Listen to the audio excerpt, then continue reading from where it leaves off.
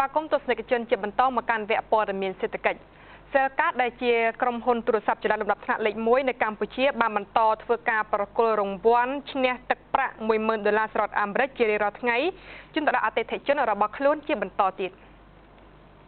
នៅរសៀលថ្ងៃទី 29 ខែឧសភាឆ្នាំ 2014 នេះក្រុមហ៊ុនទូរស័ព្ទចល័ត Cellcard បានបន្តធ្វើការប្រគល់រង្វាន់ឈ្នះទឹកប្រាក់ $10,000 សហរដ្ឋអាមេរិកជារៀងរាល់ថ្ងៃទៅដល់អតិថិជនរបស់ខ្លួនចំនួន 1 រូបជាបន្តទៀតគឺលោកព្រំសារីជាមន្ត្រីពន្ធនាគារខេត្តកោះកុងដែលមានទីលំនៅបច្ចុប្បន្ននៅឃុំដងតុងស្រុកស្មាច់មានជ័យខេត្តកោះកុងលោកបានឈ្នះទឹកប្រាក់ចំនួន $40,000 សហរដ្ឋអាមេរិកកាលពីថ្ងៃទី 27 ខែឧសភាកន្លងទៅនេះដែលជារង្វាន់ស្ទួនគ្នាចំនួន 3 ថ្ងៃខណៈដែលពុំមានអ្នកឈ្នះកាលពីថ្ងៃទី 24, 25 និង 26ការប្រគល់រង្វាន់នេះគឺធ្វើឡើងបន្ទាប់ពីក្រុមហ៊ុន Cellcard បានចាប់ផ្ដើមកម្មវិធីផ្ដល់ឱកាសឈ្នះរង្វាន់ទឹកប្រាក់ចំនួន $10,000 សហរដ្ឋអាមេរិកជារាល់ថ្ងៃជាថ្មីម្ដងទៀតសម្រាប់អតិថិជនរបស់ខ្លួនដែលមានរយៈពេល1ខែគឺគិតចាប់ពីថ្ងៃទី 1 រហូតដល់ថ្ងៃទី 30 ខែឧសភាឆ្នាំ 2014 ខ្ញុំឈ្មោះព្រំសារីតបថ្ងៃលោកគ្រូស្នាក់នៅកន្លែងណាដែរខ្ញុំរស់នៅក្នុងខេត្តកោះកុងខ្ញុំបានចុចលេខ884ដងហើយចុចបញ្ជូនចំនួន $40,000 នៅថ្ងៃទី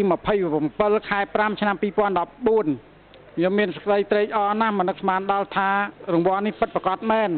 ខ្ញុំសូមអរគុណដល់ក្រុមហ៊ុន Cellcard ដែលបានបង្កើតកម្មវិធីនេះឡើងដើម្បីឲ្យអតិថិជនខ្មែរទាំងអស់ដែលប្រើប្រាស់ Cellcard នឹងបានសងសំណាងដូចខ្ញុំដែរសូមជម្រាបថាដើម្បីទទួលបានឱកាសឈ្នះរង្វាន់ទឹកប្រាក់ $10,000 សហរដ្ឋអាមេរិកជារៀងរាល់ថ្ងៃពីក្រុមហ៊ុន Cellcard អតិថិជនរបស់ Cellcard គ្រាន់តែផ្ញើសារដោយសរសេរ 10K រួចផ្ញើទៅកាន់លេខ